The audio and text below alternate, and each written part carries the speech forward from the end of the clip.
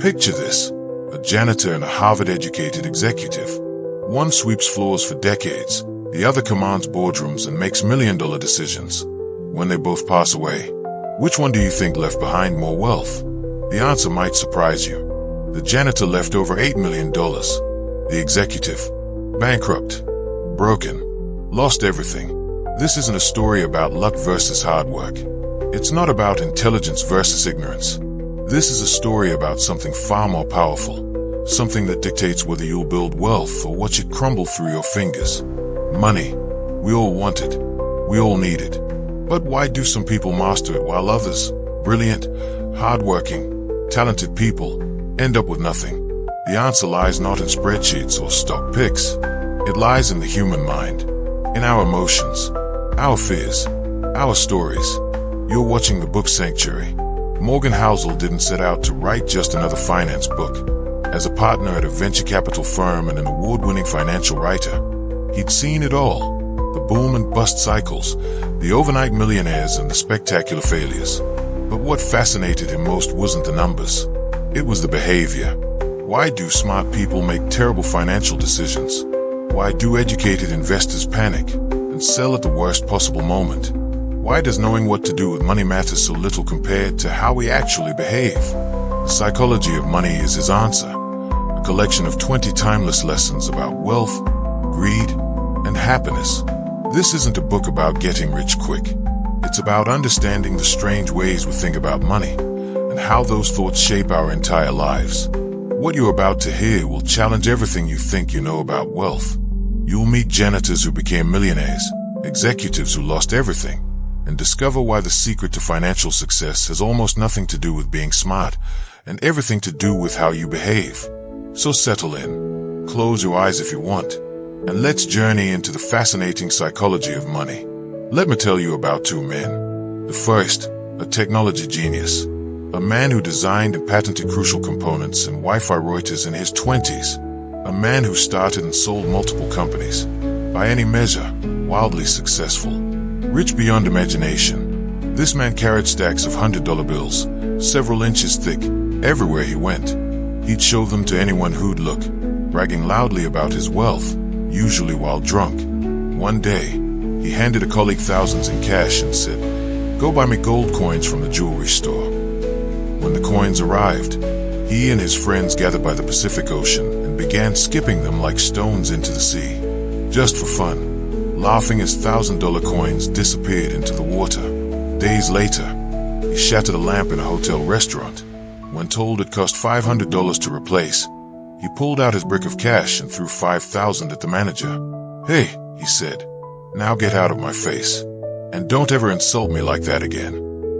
You probably think this man was crazy, reckless, stupid. But wait, the second man, Ronald Reed, born in rural Vermont, first in his family to graduate high school, hitchhiking to campus every day. He fixed cars at a gas station for 25 years, swept floors at JCPenney for 17 more, lived in a modest two-bedroom house his entire adult life.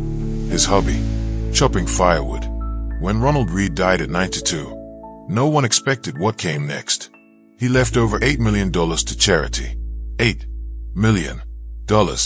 A janitor, a gas station attendant. Richer than most doctors, lawyers, or business executives could ever dream. Here's what Morgan Housel wants you to understand. Neither of these men were crazy. Not the showboating tech executive. Not the quiet janitor. They both made perfect sense. To themselves. You see, financial success isn't about what you know. It's about how you behave. And behavior is hard to teach, even to really smart people. The tech executive eventually went broke. Ronald Reed died wealthy beyond measure. The difference? Not intelligence, not education, not even luck. Behavior, psychology, the stories they told themselves about money. Housel makes a profound point. We all think about money differently because we've all experienced different lives. Someone who grew up poor thinks about risk completely differently than someone born wealthy. Someone who lived through the Great Depression views the stock market differently than someone who grew up during the boom years of the 90s. Your personal experiences with money, maybe just 0.00001% of everything that's happened in the world, shape maybe 80% of how you think the world works. So when someone makes a financial decision that seems insane to you, remember, they are not crazy. They are just playing a different game with different rules, shaped by different experiences. And that changes everything. Let me tell you about 3 high school students in the 1960s. Bill Gates, Paul Allen, and Kent Evans. You've heard of the first 2. They became household names, founding Microsoft, becoming billionaires, changing the world. But Kent Evans. Bill Gates attended Lakeside School in Seattle, one of the only high schools in the world that had a computer in 1968. Out of 300 million high school-age people globally, only 300 went to Lakeside. 1 in a million odds. Bill Gates and Kent Evans were best friends. They talk on the phone for hours. Gates still remembers Kent's number, 525-7851. They built programs together, solved impossible problems together, dreamed together about being CEOs, generals, ambassadors. Gates once said, "We would have kept working together. I'm sure we would have gone to college together." But Kent Evans died in a mountaineering accident before graduating high school. Every year, about 3 dozen mountaineering deaths occur in America, 1 in a million odds. Bill Gates experienced 1 in a million luck by going to Lakeside. Kent Evans experienced 1 in a million risk by dying before he could fulfill his potential. Same force, same magnitude, opposite directions. Here's what's uncomfortable. Luck and risk are siblings. They are both the reality that every outcome in life is guided by forces beyond individual effort, and they are so hard to measure that we often pretend they don't exist. Think about this. There are billions of investors in the world. By pure chance alone, you'd expect some to become billionaires predominantly through luck. But if you ask them to their face, did you just get lucky? They'd be offended. When judging others, attributing success to luck makes you seem jealous and mean. When judging yourself, attributing success to luck is too demoralizing to accept. But here's the twist. Failure is equally misunderstood. Did a business fail because the owner didn't try hard enough? Was an investment terrible because it wasn't thought through? Maybe. Or maybe you made a decision that had an 80% chance of success, and you just landed in the unfortunate 20%. How do you know the difference? Housel shares a powerful insight. After spending years around investors and business leaders, he realized something. When someone else fails, we attribute it to bad decisions. When we fail, we chalk it up to bad luck. It's a dangerous bias. The cover of Forbes doesn't celebrate investors who made good decisions but got unlucky. But it absolutely celebrates investors who made reckless decisions and got lucky. Both flipped the same coin. It just landed on different sides. So here's the lesson. Be careful who you praise and admire. Be careful who you look down upon. Because not all success is due to hard work, and not all poverty is due to laziness. Bill Gates himself said it best. Success is a lousy teacher. It seduces smart people into thinking they can't lose. When things are going well, realize it's not as good as you think. You're not invincible. If luck brought you success, you have to believe in luck's cousin, risk, which can turn your story around just as fast. And when things go wrong, forgive yourself. Understand that sometimes, despite doing everything right, the coin lands on the wrong side. Nothing is as good or as bad as it seems. Rajat Gupta was born in Kolkata, India, and orphaned as a teenager. From the streets of one of the world's poorest cities, he clawed his way to unimaginable heights. By his mid-40s, he was CEO of McKinsey, the most prestigious consulting firm on earth. He partnered with Bill Gates on philanthropic work. He sat on the boards of 5 major companies. He was worth over $100 million. $100 million. That kind of money generates almost $600 an hour, 24 hours a day, without lifting a finger. He could have done anything he wanted. He had freedom, security, respect, but it wasn't enough. Rajat Gupta didn't want to be a mere centimillionaire. He wanted to be a billionaire. He wanted to run with the ultra-wealthy, the private equity titans, the Goldman Sachs elite. So he started trading on insider information. 16 seconds after learning Warren Buffett was investing $5 billion in Goldman Sachs during the 2008 financial crisis, information that would send the stock soaring, Gupta hung up from the board meeting and called a hedge fund manager. The trade made a quick $1 million. It was easy money, and it destroyed him. Gupta went to prison. His reputation, built over decades, crumbled overnight. Everything he worked for, gone. And the tragedy, he didn't need it. Not 1 cent of it. Warren Buffett put it perfectly. To make money they didn't have and didn't need, they risked what they did have and did need. And that's foolish. It is just plain foolish. There is no reason to risk what you have and need for what you don't have and don't need. But why does this happen? Why do people who have everything risk it all for slightly more? Housel identifies the problem. The goalpost never stops moving. Modern capitalism is brilliant at 2 things: generating wealth and generating envy. When your expectations rise as fast as your results, you feel like you're standing still. 1 step forward just pushes the goalpost 2 steps ahead. Social comparison makes it worse. A baseball rookie earning $500,000 a year is rich until he compares himself to Mike Trout making $36 million. And Trout might compare himself to hedge fund managers making $300 million. And those managers look at Jeff Bezos, whose wealth increased by $24 billion in a single year. The ceiling of social comparison is so high that virtually no one will ever hit it, which means it's a battle that can never be won. A casino dealer in Las Vegas once said something profound. The only way to win in a Las Vegas casino is to exit as soon as you enter. That's exactly how the game of keeping up with others works. Here's what enough means. It doesn't mean settling. It doesn't mean giving up. It means realizing that an insatiable appetite for more will eventually push you past the point of no return. There are many things never worth risking, no matter the potential gain. Your reputation, your freedom, your family, your peace of mind, happiness. Your best shot at keeping these things. Knowing when you have enough. Let me tell you a story about ice. For most of human history, we didn't understand why Earth had been covered in ice multiple times. Scientists could see the evidence, massive boulders in random places, rock beds scraped thin. Clearly, there had been ice ages, multiple ones. But why? In the early 1900s, a Serbian scientist named Milutin Milankovic discovered something remarkable. The Earth's tilt and orbit shift slightly over tens of thousands of years. During certain periods, each hemisphere gets a tiny bit more, or less, sunlight than usual. And that's when the magic happens. A Russian meteorologist dug deeper and found the key.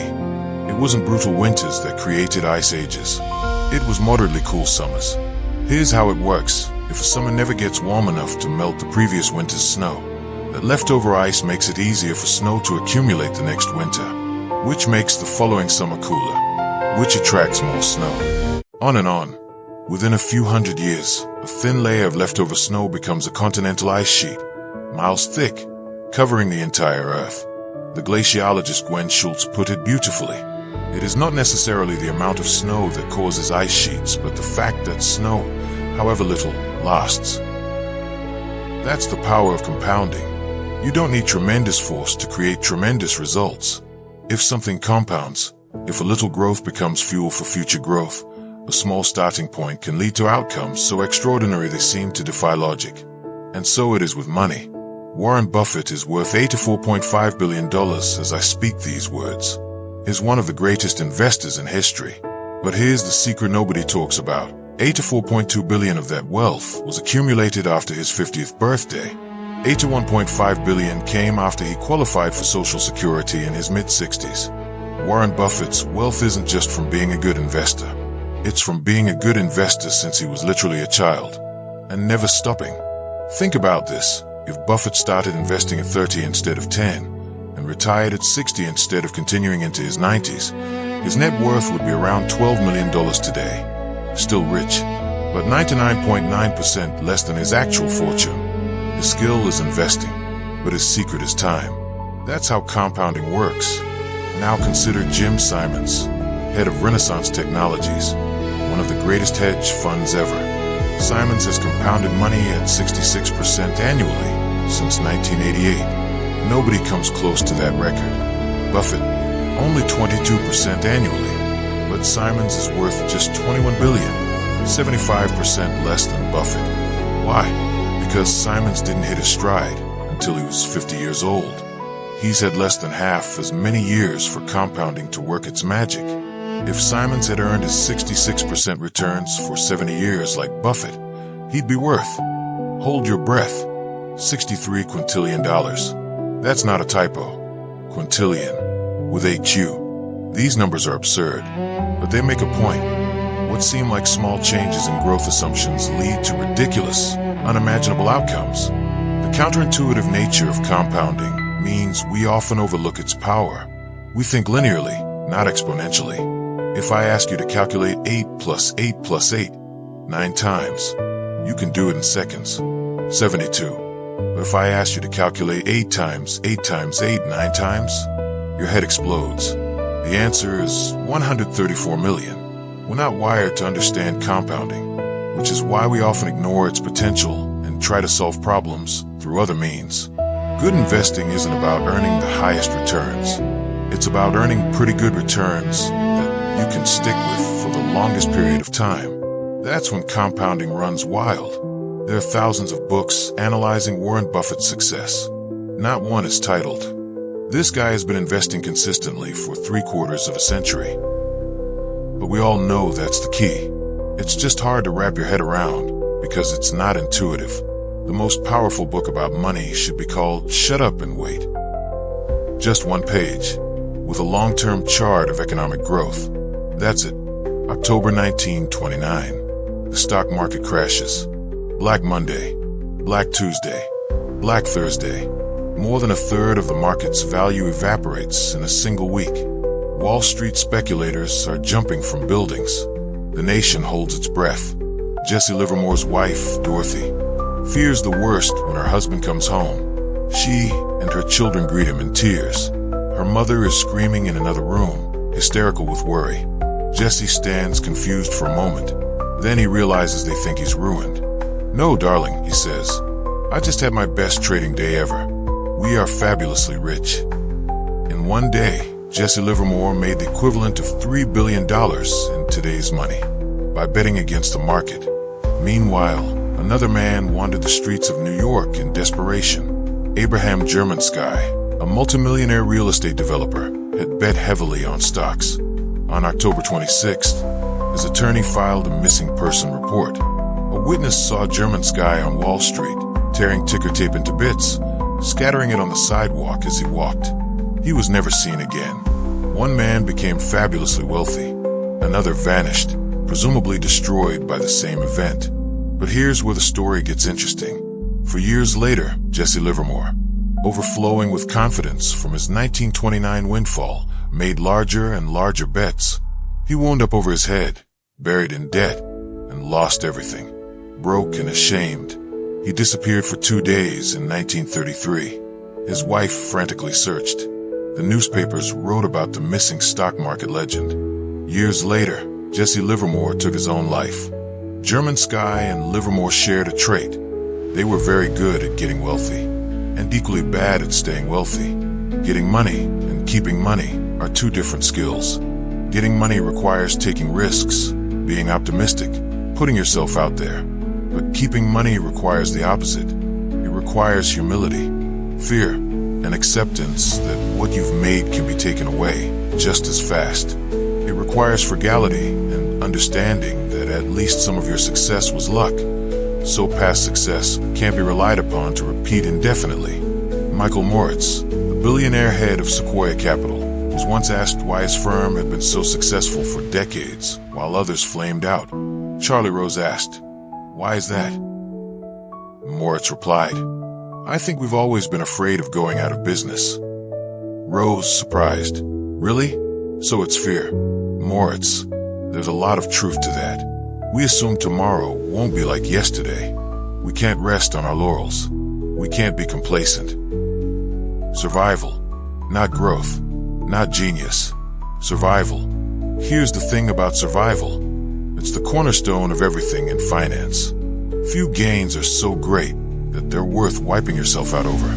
And the counterintuitive math of compounding only works if you can give an asset years, decades, to grow.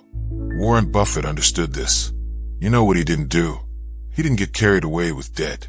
He didn't panic and sell during the 14 recessions he's lived through. He didn't sully his reputation. He didn't attach himself to one strategy or one trend. He didn't burn out and quit. He survived. And survival gave him longevity. Longevity gave compounding time to work magic. That's what matters most. Let me tell you about Rick Guerin, someone you've probably never heard of. In the 1970s, there was a trio of investing legends: Warren Buffett, Charlie Munger, and Rick Guerin. They invested together, interviewed executives together. Then Rick disappeared. Investor Monish Pabrai once asked Buffett what happened. Buffett replied, "Charlie and I always knew we'd become wealthy. We weren't in a hurry. Rick was just as smart, but he was in a hurry." During the brutal 1973 to 74 market crash, when stocks fell 70%, Rick was using borrowed money, margin loans. When the market collapsed, he got margin calls. He was forced to sell his Berkshire stock to Warren at under $40 a share. Warren and Charlie had the skill to get wealthy, but they also had the skill to stay wealthy. Rick had only one of those skills. Over time, staying wealthy is what matters most. Nassim Taleb put it perfectly. Having an edge and surviving are two different things. The first requires the second. You need to avoid ruin at all costs. So here's what that means for you. Plan for your plans, not going according to plan. The future is always uncertain. What you think will happen rarely does. So leave room for error, flexibility, margin of safety. More than wanting big returns, aim to be financially unbreakable. If you can't be wiped out, you can stick around long enough for compounding to work wonders. And finally, be optimistic about the future, but paranoid about what might prevent you from reaching it. The world grows, economies expand, innovation happens, but the road is filled with landmines. Always, destruction and progress aren't opposites. They happen together. That's how the world works. Heinz Bergeron fled Nazi Germany in 1936. He settled in America, studied literature at Berkeley. By most accounts, he showed no particular promise in his youth. But by the 1990s, Bergeron was one of the most successful art dealers in history. In 2000, he sold part of his massive collection, Picassos, Braques, Klees, Matisses, to the German government for over 100 million euros. The private market value, over $1 billion. How does one person collect so many masterpieces? How could anyone predict which works would become the most valuable of the century? You might say skill, you might say luck, but investment firm Horizon Research had a different explanation. The great art dealers bought vast quantities of art. A subset turned out to be great investments, held long enough for returns to converge on the best pieces. That's all that happens. The great art dealers operated like index funds.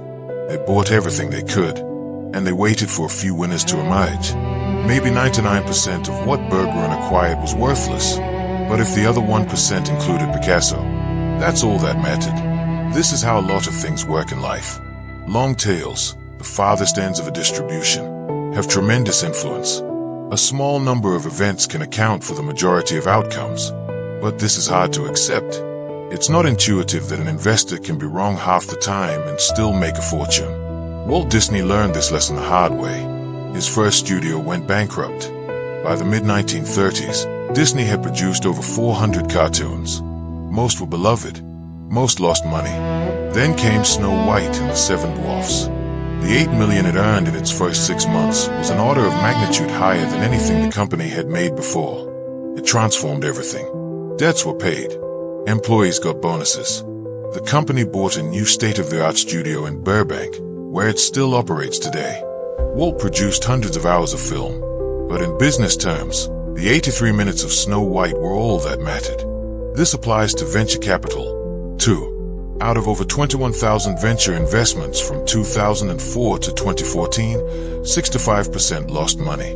Only 1% made more than a 20-fold return. 0.5%, about 100 companies, earned 50 times or more. That's where the majority of returns came from. You might think, well, that's venture capital. That's risky. But public stocks are the same. JP Morgan analyzed the Russell 3000, a broad index of public companies, since 1980. 40% of all stocks lost at least 70% of their value and never recovered. Effectively, all the index's returns came from 7% of companies that dramatically outperformed. 7%. That's it. Take Carolco, a film studio from the 80s and 90s. They produced Rambo, Terminator 2, Total Recall. $500 million in revenue in 1991, a market cap of $400 million. Then it failed. Bankrupt by 1996. Stock went to zero. 4 in 10 public companies experience this. But here's the beautiful part. The Russell 3000 has increased 73-fold since 1980. Spectacular success. Because the 7% of companies that performed extremely well offset all the duds. This is your life, too. You don't need to be right all the time. You can be wrong half the time and still win. Most years will be average. Many will be bad. But a few outstanding outcomes can carry everything. Napoleon once defined military genius as the man who can do the average thing when all those around him are going crazy. It's the same with investing and with life. Your success won't be determined by every decision you make. It'll be determined by how you handle the few moments when everyone else is losing their minds. How you behaved in late 2008 matters more than everything you did from 2000 to 2008. Tails drive everything. A few things account for most results. So don't panic when lots of things go wrong. That's normal. That's expected. Just make sure you stick around long enough for the few things that go right to change everything. What's the highest form of wealth? Is it a fancy car? A big house? Designer clothes? No. The highest form of wealth is something you can't see. Something you can't touch. The highest form of wealth is waking up every morning and saying, I can do whatever I want today. Angus Campbell was a psychologist who studied happiness. In 1981, he published research that changed how we understand well-being. He found that income mattered, geography mattered, education mattered, but none of those things were the strongest predictor of happiness.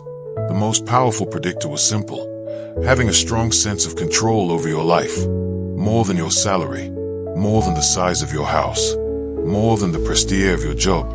Control, autonomy, the ability to do what you want, when you want, with who you want. Housel shares his own story. In college, he wanted to be an investment banker. Why? One reason: they made a lot of money. He landed a summer internship in Los Angeles. He thought he'd won the career lottery. On his first day, he learned why investment bankers make so much. They work longer hours than humanly sustainable. Going home before midnight was a luxury. There was a saying in the office: if you don't come in on Saturday, don't bother coming back Sunday. The job was intellectually stimulating. It paid well. It made him feel important. But every waking second of his time became a slave to his boss's demands. He lasted 1 month. Here's the thing: he loved the work. He wanted to work hard. But doing something you love on a schedule you can't control can feel the same as doing something you hate. Psychologists call this reactance. When people feel forced to do something, even something they might otherwise enjoy, they rebel. They resist. Money's greatest value isn't buying things. It's buying control over your time. A small amount of wealth means taking a few sick days without breaking the bank. A bit more means waiting for a good job instead of taking the first one after a layoff. 6 months of emergency savings means not being terrified of your boss. More still means retiring when you want, not when you have to. Using money to buy time and options has a lifestyle benefit that few luxury goods can compete with. Derek Sivers, a successful entrepreneur, once told a story about getting rich. A friend asked when it happened. Sivers replied, "When I was 22. His friend was confused. "But you sold your company for millions years later." Sivers explained, at 22, he had a job paying $20,000 a year. He lived frugally. His expenses were about $1,000 a month. He saved $12,000 in 2 years. With that $12,000, he quit his job and became a full-time musician. He knew he could get a few gigs a month to cover expenses. "I was free," he said. "That was when I got rich." The sale of his company years later, that was just more money in the bank. The difference happened when I was 22. The United States is the richest nation in history, but Americans aren't happier than they were in the 1950s, when wealth was much lower. Why? Because we've used our wealth to buy bigger homes and faster cars. But we've also given up control over our time. More of us have jobs that follow us home. Jobs that never clock out. In 1950, if you built cars, you left your tools at the factory. Your work stayed there. But if your job is creating a marketing campaign, your tool is your head. And your head never leaves you. You're thinking about work during your commute, while making dinner, while putting your kids to sleep. At 3 in the morning when you wake up stressed. You might be on the clock fewer hours than workers in 1950, but it feels like you're working 24/7. Control over your time has diminished, and since controlling your time is a key happiness driver, it's no surprise people don't feel much happier, despite being richer than ever. Here's the takeaway: money buys many things, but the most valuable thing it buys is freedom. Not freedom from what? Freedom to do the work you choose, with people you like, when you want, for as long as you want. That is the ultimate luxury. That is the highest dividend money pays. Picture this. A Ferrari pulls up to a hotel. Sleek, red, roaring engine. You see it and think, what? Most people think, wow, that person must be successful, rich, important. But here's the irony. When Housel worked as a valet in Los Angeles, he saw Ferraris, Lamborghinis, Rolls-Royces every day. He dreamed of owning one. Why? Because he thought they sent a signal. I made it. I'm smart. I'm rich. Look at me. But then he realized something. He never looked at the drivers. When you see someone in a nice car, you rarely think, wow, that guy is cool. You think, wow, if I had that car, people would think I'm cool. You're not admiring the driver. You're imagining yourself in the driver's seat. People want wealth to signal to others that they should be liked and admired. But those other people often bypass admiring you entirely, not because they don't value wealth, but because they use your wealth as a benchmark for their own desires. Housel wrote a letter to his son that said, you might think you want an expensive car, a fancy watch, a huge house, but I'm telling you, you don't. What you want is respect and admiration, and you think having expensive stuff will bring it. It almost never does, especially from the people you actually want to respect you. Here's the truth about wealth. Wealth is what you don't see. Someone driving a $100,000 car might be wealthy, but the only thing you know for certain is that they have $100,000 less than before they bought it. We judge wealth by what we see: cars, homes, clothes, vacations, because that's the information in front of us. But real wealth is invisible. Wealth is the nice cars not purchased, the diamonds not bought, the watches not worn, the first-class upgrades declined. Wealth is financial assets that haven't yet been converted into the stuff you see. Singer Rihanna nearly went bankrupt after overspending. She sued her financial advisor. The advisor responded, was it really necessary to tell her that if you spend money on things, you will end up with the things and not the money? You can laugh, but yes, people need to be told that. When most people say they want to be a millionaire, what they really mean is, I'd like to spend $1 million. And that is literally the opposite of being a millionaire. There's a difference between being rich and being wealthy. Rich is a current income. Someone in a $100,000 car is almost certainly rich because they need income to afford the payments. But wealth is hidden. It's income not spent. Wealth is an option not yet taken to buy something later. Think of it like diet and exercise. You can work out vigorously, burning hundreds of calories. But studies show people overestimate calories burned by a factor of 4, then eat twice as many calories as they burned. Exercise is like being rich. You did the work, so you treat yourself to a big meal. Wealth is turning down that meal and actually burning net calories. It's hard. It requires self-control. But it creates a gap between what you could do and what you choose to do. And that gap compounds over time. The problem is that it's easy to find rich role models. It's much harder to find wealthy ones, because by definition their success is hidden. We see the homes they bought, not the homes they could have bought if they'd stretched themselves thin. We see the cars they drive, not the investments they made instead. Ronald Read, the janitor who left $8 million, was nobody's financial role model while he was alive, because every penny of his wealth was hidden. But after he died, he became a legend. The world is filled with people who look modest but are actually wealthy, and people who look rich but live on the razor's edge of insolvency. Keep this in mind when judging others' success, and when setting your own goals. If wealth is what you don't spend, what good is it? Well, let me convince you to save money.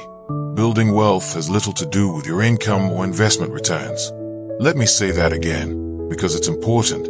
Building wealth has little to do with how much you make or how smart your investments are.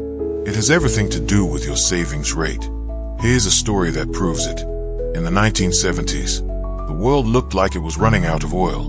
The math was simple. We used a lot of oil.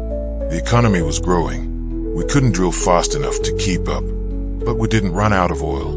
Why? Partly because we found more. Partly because we got better at extracting it.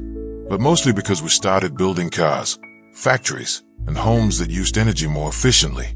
The United States uses 60% less energy per dollar of GDP today than in 1950. Cars get twice the miles per gallon. A 1989 Ford Taurus averaged 18 miles per gallon. A 2019 Chevy Suburban, absurdly large, averages 18.1. We grew our energy wealth not by increasing supply, but by decreasing demand. The same is true with money. Investment returns can make you rich, but whether they'll work, how long they'll work, whether markets will cooperate, that's always uncertain, always in doubt. But personal savings, frugality, that's in your control, 100%. If you view building wealth as something requiring more income or bigger returns, you'll feel pessimistic. The path looks hard and out of your control. But if you view it as powered by your own efficiency and frugality, the destiny is clear. Wealth is just the accumulated leftovers after you spend what you take in.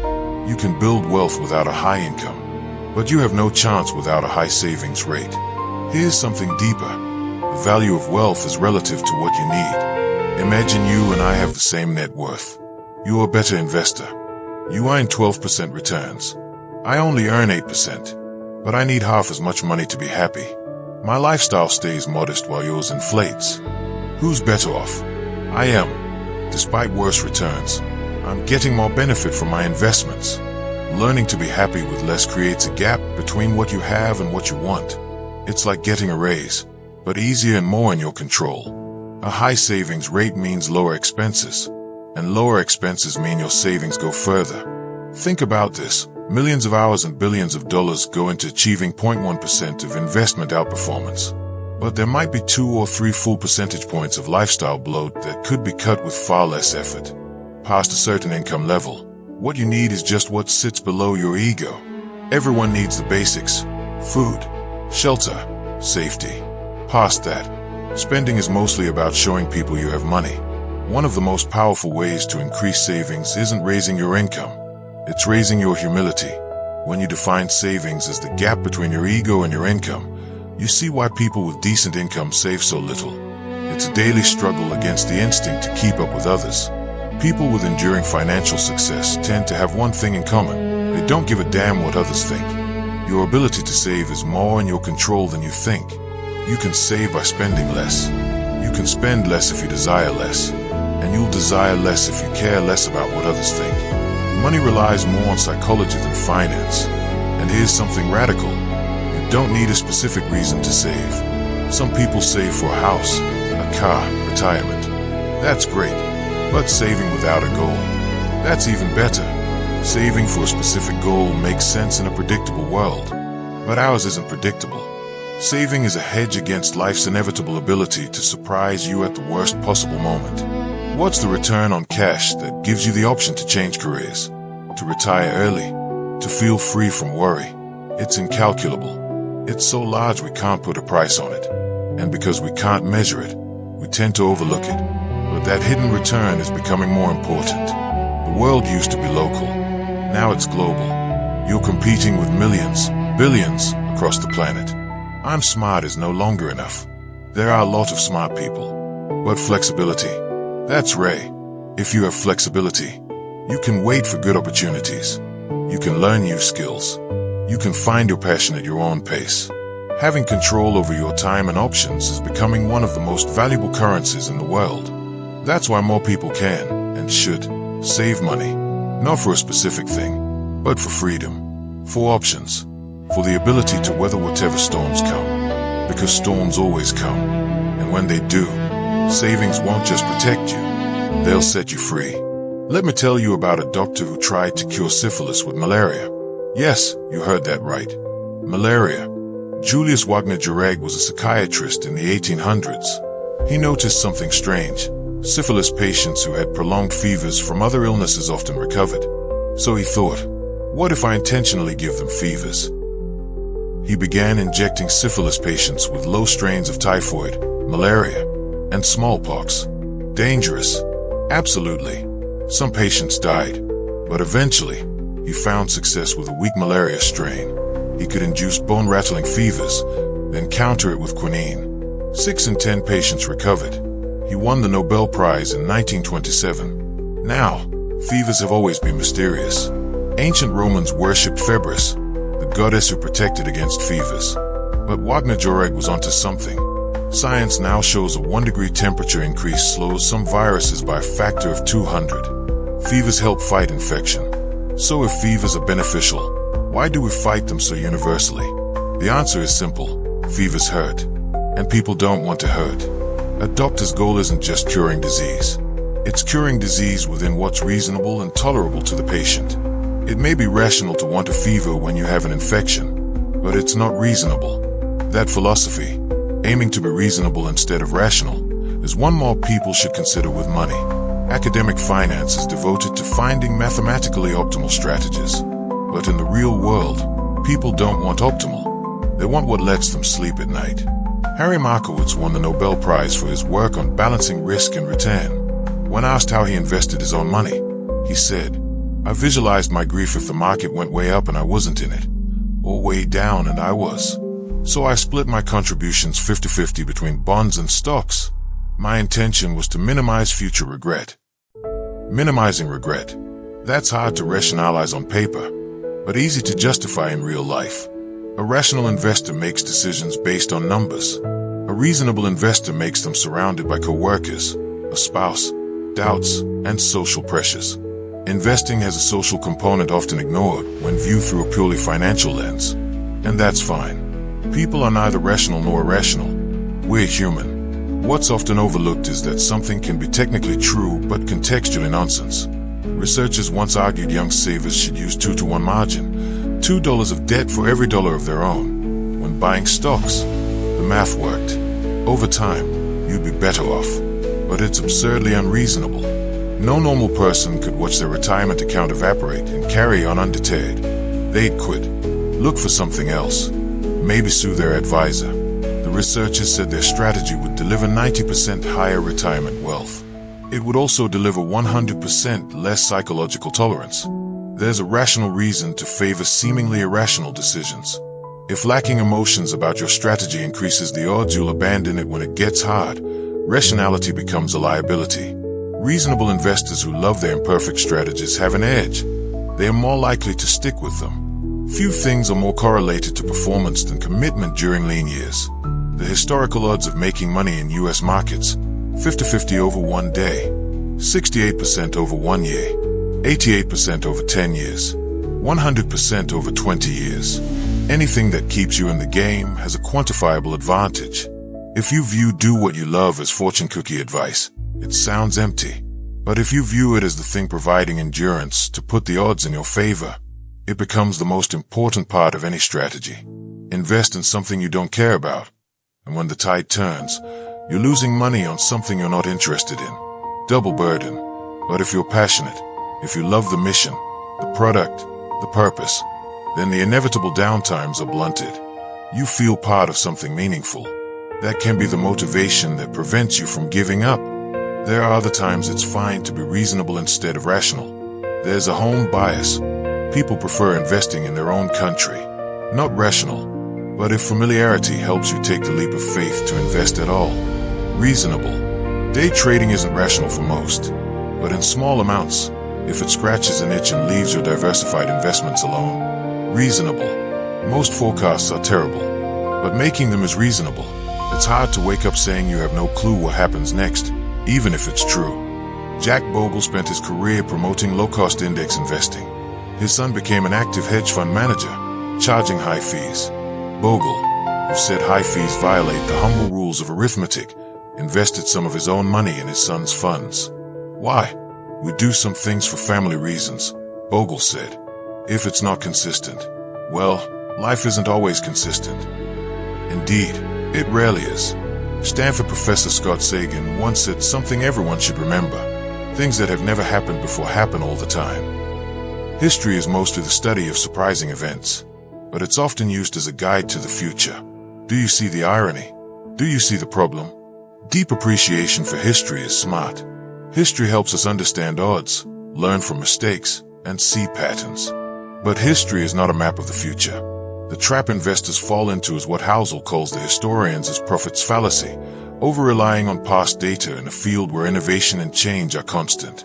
Richard Feynman, the great physicist, once said, "Imagine how much harder physics would be if electrons had feelings." Well, investors have feelings. Quite a few. That's why predicting based solely on the past is so hard. The cornerstone of economics.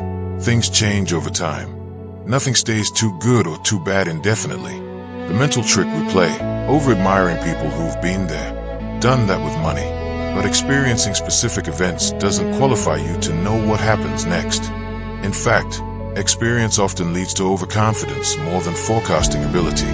Investor Michael Batnick made this point beautifully.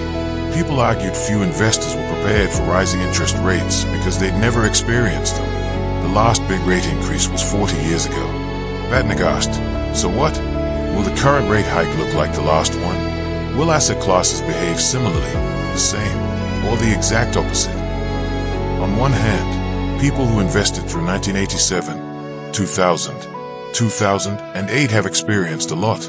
On the other hand, couldn't that experience lead to overconfidence? Failure to admit you're wrong? Anchor into past outcomes?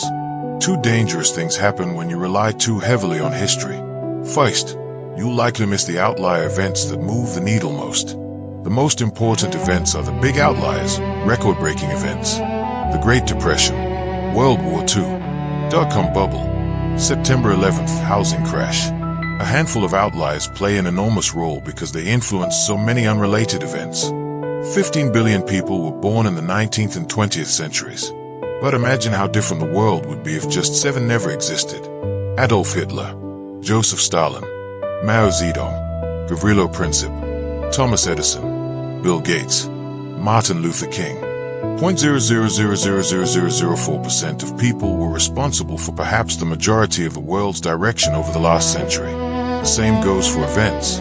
Imagine the last century without the Great Depression, World War II, vaccines, antibiotics, the Internet, September 11th, the fall of the Soviet Union.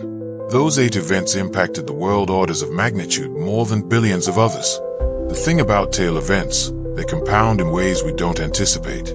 9/11 prompted the Fed to cut rates, which fueled the housing bubble, which led to the financial crisis, which led to a poor job market, which led millions to seek college degrees, which led to 1.6 trillion in student loans.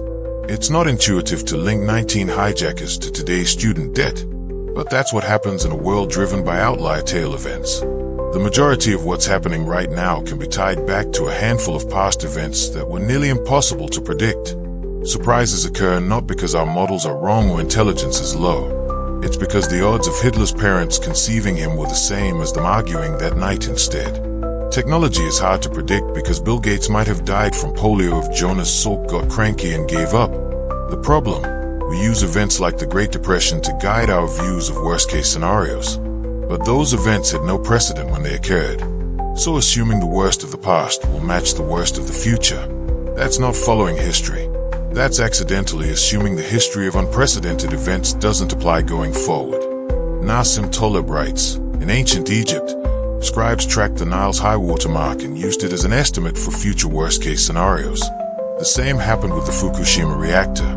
It was built to withstand the worst historical earthquake. The builders didn't imagine worse. They didn't think the worst past event had to be a surprise, since it had no precedent. This isn't a failure of analysis. It's a failure of imagination. Daniel Kahneman said it best. Whenever we're surprised, even if we admit a mistake, we say, "I'll never make that mistake again." But what you should learn is that the world is difficult to anticipate. That's the correct lesson. The world is surprising. The correct lesson from surprises isn't using them as a guide to future boundaries. It's admitting we have no idea what might happen next. The most important economic events of the future will be unprecedented. Their unprecedented nature means we won't be prepared. That's part of what makes them so impactful. This is true for scary events like recessions, and great events like innovation. Housel is confident in one prediction. Surprises moving the needle the most is the one forecast that's been accurate at virtually every point in history. Second danger of relying on history. It doesn't account for structural changes relevant to today. The 401k is 42 years old. The Roth IRA was created in the 90s. So financial advice about retirement isn't directly comparable to a generation ago. We have new options. Things changed. Venture capital barely existed 25 years ago. Single venture funds today are larger than the entire industry was back then. The S&P 500 didn't include financial stocks until 1976. Now they are 16% of the index. Tech stocks were virtually non-existent 50 years ago. Now they are over a fifth. Things changed.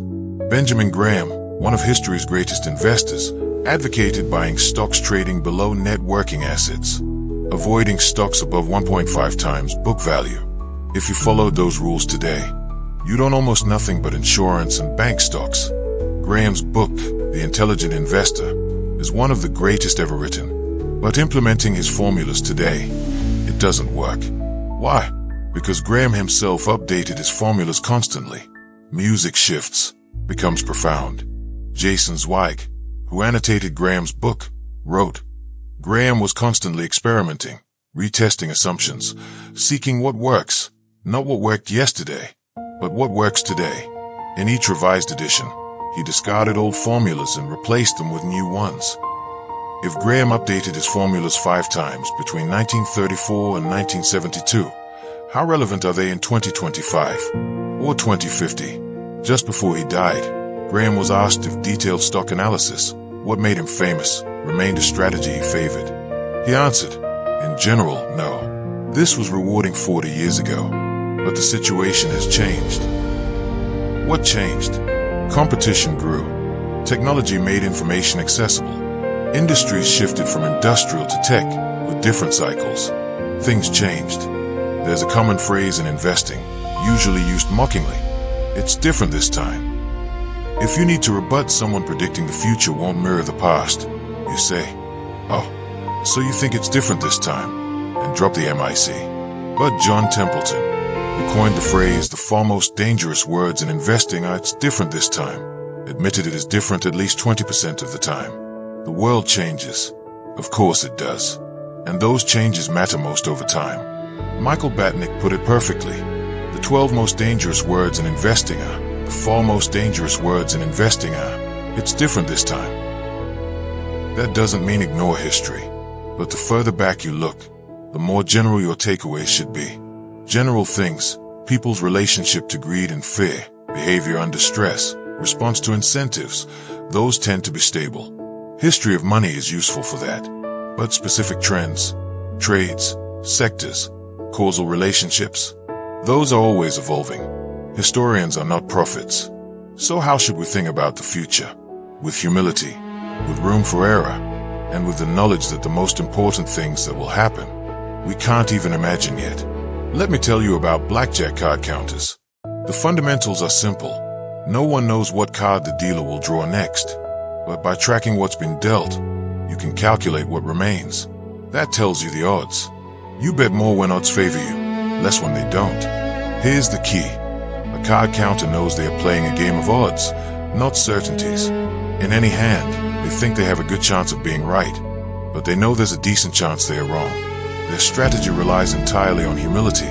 Humility that they don't know, and cannot know, exactly what happens next. The system works because it tilts odds slightly from the house to the player. But bet too heavily even when odds seem in your favor. And if you're wrong, you might lose so much you can't keep playing. There's never a moment when you're so right that you can bet every chip. The world isn't that kind to anyone. You have to give yourself room for error. Kevin Lewis, a successful card counter, wrote, although card counting works statistically, it doesn't guarantee you'll win every hand. We must make sure we have enough money to withstand swings of bad luck.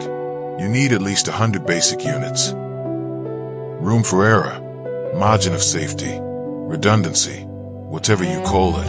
It's the only effective way to navigate a world governed by odds, not certainties. And almost everything related to money exists in that kind of world. Benjamin Graham said, the purpose of margin of safety is to render the forecast unnecessary. Read that again. The purpose of margin of safety is to render the forecast unnecessary. It's hard to overstate how much power lies in that simple statement. Forecasting with precision is hard. A card counter can't know where a card lies in a shuffled deck. You can't know the exact annual stock market return over the next decade, or on what date you'll retire. But you don't need precision. You need room for error. The gray area, pursuing things where a range of outcomes are acceptable, is the smart way to proceed. But people underestimate the need for room for error in almost everything involving money. Stock analysts give price targets, not ranges. Economic forecasters predict figures, not probabilities. Pundits who speak in certainties gain larger followings than those who say, "We can't know for sure." We do this personally, too. Harvard psychologist Max Bazerman found that when analyzing other people's home renovations, people estimate projects will run 25 to 50% over budget. But their own projects, on time and on budget, oh, the disappointment. Two things cause us to avoid room for error. One, the uncomfortable feeling of admitting nobody knows what the future holds. Two, the idea that you're harming yourself by not fully exploiting an accurate view of the future. But room for error is underappreciated and misunderstood. It's often seen as conservative, used by those who don't want risk or aren't confident. But when used appropriately, it's quite the opposite. Room for error lets you endure a range of outcomes, and endurance lets you stick around long enough for the odds to fall in your favor.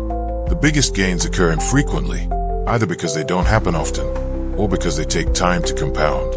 So the person with enough room for error to endure hardship has an edge over the person who gets wiped out, game over, when they are wrong. Bill Gates understood this. When Microsoft was young, he said, "I wanted to have enough money in the bank to pay a year's worth of payroll even if we didn't get any payments coming in." Warren Buffett told shareholders in 2008, "I have pledged to always run Berkshire with more than ample cash. When forced to choose, I will not trade even a night's sleep for the chance of extra profits." There are specific places to think about room for error. 1. Volatility. Can you survive a 30% decline? On a spreadsheet, maybe. But mentally, it's easy to underestimate what a 30% drop does to your psyche. Your confidence may vanish at the moment opportunity is highest. You might decide it's time for a new plan, a new career. Having a gap between what you can technically endure versus what's emotionally possible is an overlooked form of room for error. 2. Retirement savings. We can look at history and see the US stock market returned 6.8% after inflation since the 1870s. You can use that to calculate how much to save monthly. But what if future returns are lower? What if your retirement date falls in a brutal bear market? What if a bear market scares you out and you miss the bull market after? What if you need to cash out early for a medical emergency? The answer, you won't retire like you predicted, which is a disaster. The solution, use room for error. Assume future returns will be 1/3 lower than historical average. Save more than you would otherwise. It's margin of safety. The future may be worse than 1/3 lower, but no margin guarantees 100% safety. A 1/3 buffer is enough to sleep well at night. And if the future resembles the past, you will be pleasantly surprised. Charlie Munger said, "The best way to achieve felicity is to aim low." Wonderful. An important cousin of room for error, Russian roulette syndrome. An attachment to favorable odds when the downside is unacceptable in any circumstance. Nassim Taleb said, "You can be risk-loving and yet completely averse to ruin." And you should be. You have to take risk to get ahead. But no risk that can wipe you out is ever worth taking. The odds are in your favor when playing Russian roulette, but the downside isn't worth the upside. There's no margin of safety that can compensate. Same with money. Real estate prices go up most years. But if something has 95% odds of being right, the 5% chance of being wrong means you'll almost certainly experience the downside at some point. And if the cost of that downside is ruin, the upside the other 95% of the time isn't worth the risk. Leverage is the devil, hey. Leverage pushes routine risks into something capable of producing ruin. The danger is that rational optimism most of the time masks the odds of ruin some of the time. Housing prices fell 30% last decade. Some companies defaulted. That's capitalism. But those with high leverage faced double wipeout. Not only were they broke, but being wiped out erased every opportunity to get back in when opportunity was ripe. Housel thinks of his own money as barbelled. He takes risks with one portion and is terrified with the other. Not inconsistent, just ensuring he can remain standing long enough for risks to pay off. You have to survive to succeed. The ability to do what you want, when you want, for as long as you want, has an infinite ROI. Room for error does more than widen the target around what might happen. It helps protect you from things you'd never imagine, which can be the most troublesome events. You can't prepare for what you can't envision, so avoid single points of failure. Everything that can break will eventually break. If many things rely on one thing working, and that thing breaks, you're counting days to catastrophe. The biggest single point of failure with money, relying solely on a paycheck with no savings to create a gap between what you think expenses are and what they might be. Saving for things you can't predict or even comprehend, the financial equivalent of field mice eating tank wires, is crucial. Most financial plans that only prepare for known risks don't have enough margin of safety to survive the real world. The most important part of every plan, planning on your plan not going according to plan. We've journeyed through the psychology of money, through stories of janitors and executives, through ice ages and compounding, through luck and risk, hubris and humility. And if there's one thing, one single thread, that ties it all together, it's this. Doing well with money has little to do with how smart you are, and a lot to do with how you behave. You can be a genius and go broke. You can be ordinary and build wealth. The difference isn't intelligence. It's not education. It's not even luck, though luck plays a role. The difference is behavior, psychology, the stories you tell yourself, the expectations you hold, the humility you maintain.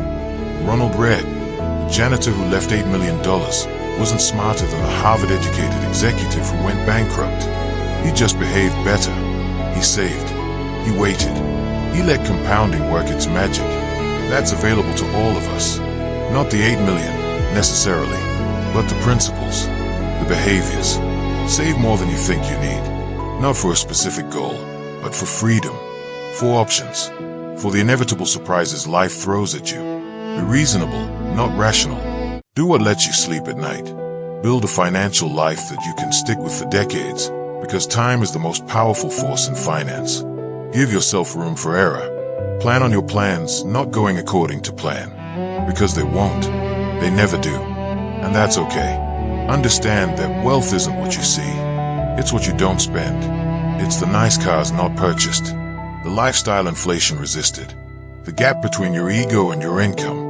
Respect the power of compounding, but know it only works if you can endure long enough for it to wake, which means avoiding ruin at all costs, which means humility, frugality, paranoia balanced with optimism. Remember that tails drive everything. A few decisions, a few investments, a few moments, they account for the majority of outcomes. So don't panic when many things go wrong. That's normal. That's expected. Just make sure you're still standing when the few things that matter go right. And perhaps most importantly, recognize that no one is crazy. Everyone's playing a different game, shaped by different experiences, aiming for different goals. What seems insane to you might make perfect sense to someone else. So be careful who you judge. Be careful whose advice you take. Find what works for you, not what works for the billionaire, the influencer, or your neighbor. You. Morgan Housel didn't write this book to make you rich. He wrote it to make you wise, to help you understand why you think about money the way you do, to show you that financial success isn't about fighting your psychology. It's about working with it. Money is everywhere. It affects all of us and confuses most of us, but it doesn't have to. When you understand the psychology of money, you realize that the game isn't about getting the highest returns or accumulating the most stuff. It's about independence. Freedom, the ability to wake up and say, I can do whatever I want today. That's the highest form of wealth, and it's within reach for anyone willing to master not the math of money, but the psychology of it. Your relationship with money will shape your life. It will determine your stress levels, your relationships, your freedom, your happiness. So treat it not as a spreadsheet problem, but as a human one. Be humble when things go right. Be forgiving when they go wrong. Save not because you have to, but because it buys you time, options, peace of mind. And remember, the The goal isn't to be the richest person in the cemetery. It's to live a life where money serves you, not the other way around. If you enjoyed this journey through the psychology of money, subscribe to the Book Sanctuary and let the world of words continue to inspire your soul. Until next time, remember, true wealth isn't what you have, it's what you don't need.